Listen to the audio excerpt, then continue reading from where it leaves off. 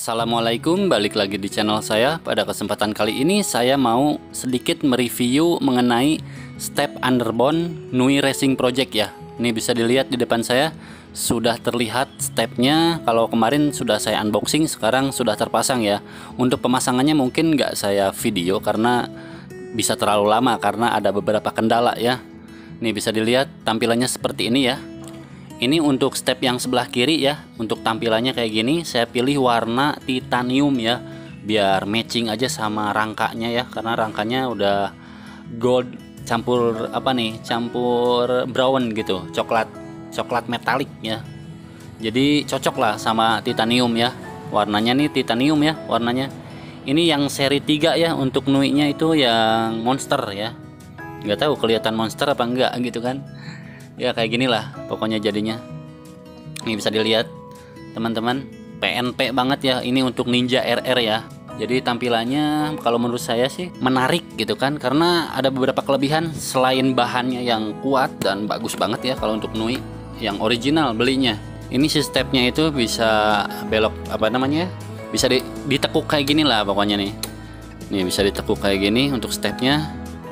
Nih ada emblem bacaannya Nui Racing Project ya.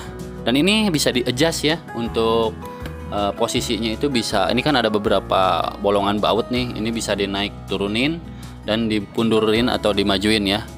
Saya pilih yang tengah-tengah. Untuk operan giginya nih, ini yang saya suka gitu kan dari Nui, karena dia tuh terpisah gitu kan nih. Si operan giginya, si tuas ini tuh nggak nyatu sama si stepnya, karena biasanya kan rata-rata ada yang nyatu juga di sini nih tuasnya, si bearingnya itu di sini, dan itu menurut saya kurang bagus dan kadang-kadang gampang rusak gitu kan. Dan ini bulatannya besar banget ya. Untuk stepnya pokoknya kokoh banget ini, kuat ya. Dari bahannya ini CNC, proses pembuatannya bukan ancuran ya, jadi ini aman dan kuat. Terus ini ada tongkat operan giginya nih, bisa di setel juga ini ya. Dan ini PNP nih, ini udah bisa langsung masuk ke as tuas gigi di dalam ya. Jadi ini karena beberapa orang ada yang bilang ke saya tuh ini harus dicoak gitu kan.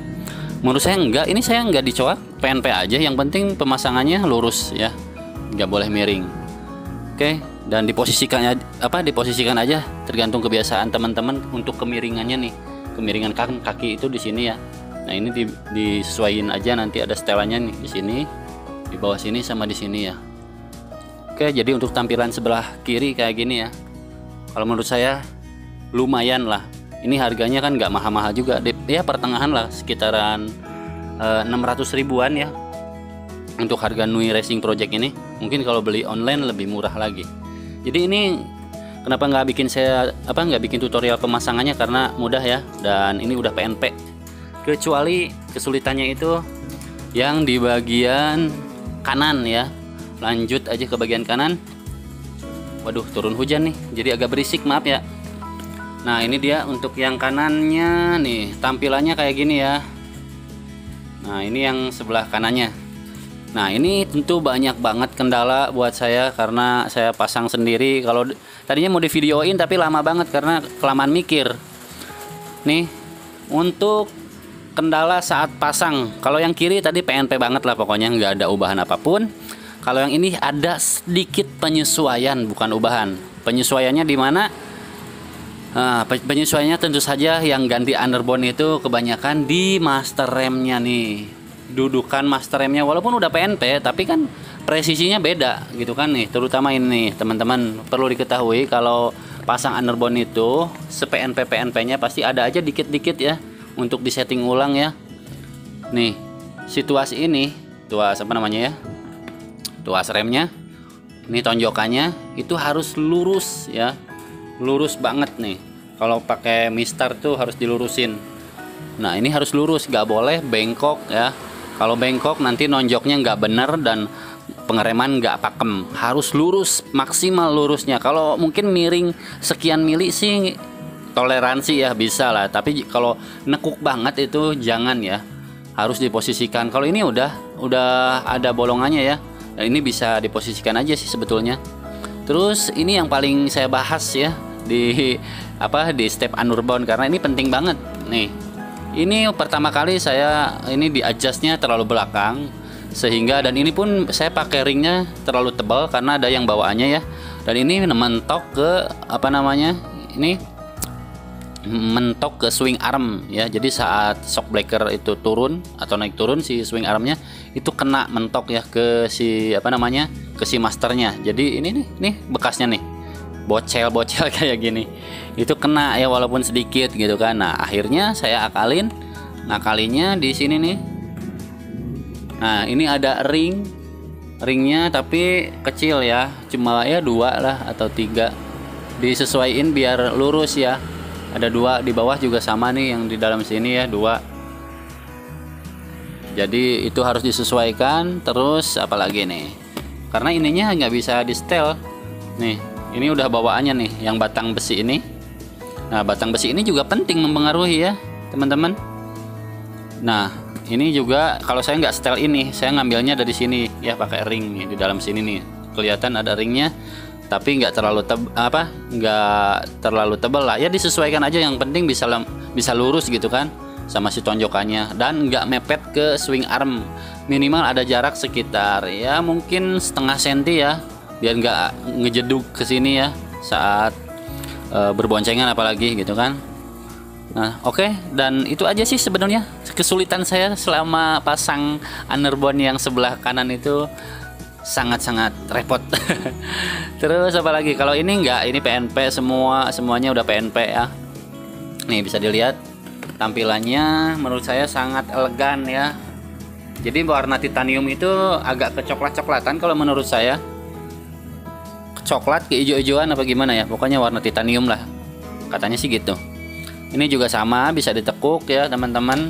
Ini juga misah si tuas remnya, si bearingnya di sini di bawah ya. Jadi masing-masing nih, masing-masing ya. Jadi ini buat stepnya, ini buat apa, tuas remnya nih. Oke, untuk kemiringannya teman-teman ini bisa disesuaikan ya. Ini tinggal di setting aja nih, ada baut penyetelnya kan di sini nih. Nah ini disesuaikan. Ini teman-teman ngelihatnya lurus apa enggak ya? Saya nggak tahu. Kalau saya kalau mata langsung ya, kalau nggak di kamera. Nih, kalau di kamera ini lurus.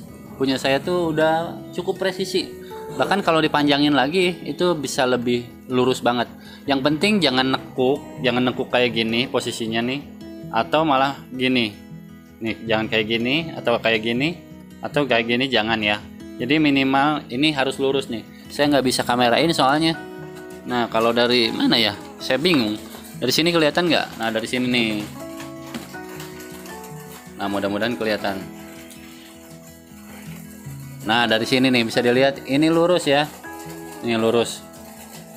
Nah ini harus bener-bener presisi untuk rem ya, karena bisa ngeblong. Saya pernah kejadian karena nekuk, nggak ngeh gitu kan. Jadi kalian kalau udah masang master rem itu dilihat dari semua sisi ya, dari sisi sini, dari sisi yang tadi sebelah sini, jadi harus lurus semuanya, presisi ya. Kalaupun ada miring dikit banget gitu, itu masih toleransi lah, asalkan nggak kelihatan nekuk, itu bahaya.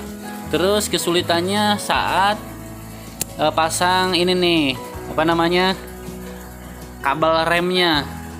Ini saya ganti ya, kalau pakai bawaannya itu pasti di sini kepanjangan gitu kan, pasti panjang, karena ini kan step underbone itu kan mundur ke belakang ya, otomatis si apa namanya, si kabel remnya itu jadi kelihatannya jelek aja gitu. Kalaupun dipakai ya ngegulung di sini, bukan ngegulung, jadi dibikin gelombang-gelombang aja di sini nih, jelek kan ya. Akhirnya saya ganti pakai punya Kitako atau KTC ya, yang racingan nih.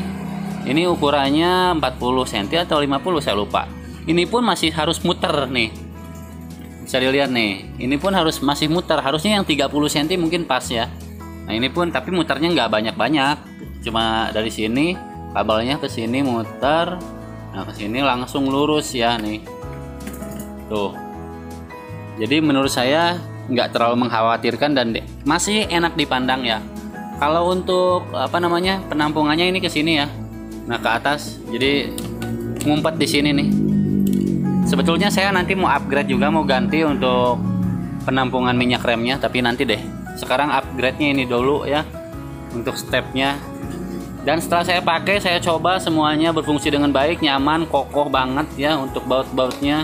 Dan jangan lupa, oh iya, satu lagi. Nah ini ya yang step kanan, step kiri ya.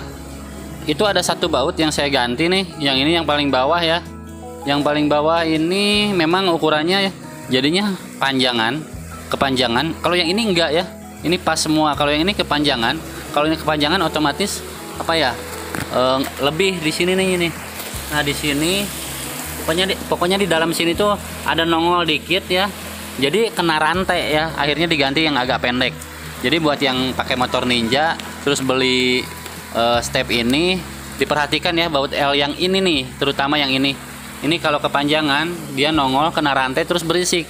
Saya nyari-nyari keberisikan ini, saya juga kaget pas udah dipakai motor saya, kenapa tiba-tiba ada suara berisik krek krek krek krek kayak gitu. Ternyata si rantainya kena si murnya gitu kan, si bautnya. Kena si bautnya ya jadinya bunyi. Oke teman-teman, jadi kayak gitu. Ini lagi hujan di luar, deras banget, lihat. Nggak tahu ini musim kemarau apa musim hujan, pokoknya jadi bingung saya. Padahal tadi panas banget, sekarang udah hujan. Jadi ini agak gelap ya. Nggak apa-apa deh. Yang penting informasinya tersampaikan ya. Dan ini menarik banget ya teman-teman. Nih, ini ngegrip banget ya untuk si stepnya. Terus ini juga nggak licin, terus kokoh juga ya. Nih, ini juga bearing-bearingnya di sini ngumpet tersembunyi di dalam sini. Jadi apa namanya ya, aman lah. Bearingnya nggak mudah kotor. Kalau mudah kotor kan jadi aus. Oke teman-teman, terus oh iya, switch rem. Ini udah ada dudukan switch remnya nih di belakang sini. Nah ini ada dudukannya, dipakein switch remnya, tapi nggak bisa nyala. Kenapa? Karena ini nih di bawah ini nih, dudukan untuk nyantol pernya nih. Nah ini dudukan untuk nyantol pernya ya. Kelihatan nggak? Kok burem ya? Sebentar. Susah ngameranya, susah nih dari sini.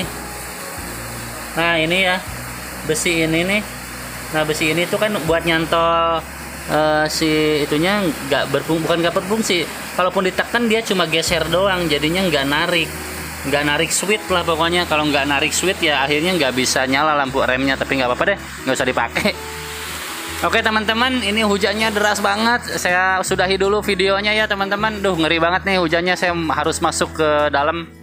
Oke teman-teman, terima kasih banyak yang udah nyimak, yang udah nontonin. Jangan lupa like and subscribe. Assalamualaikum.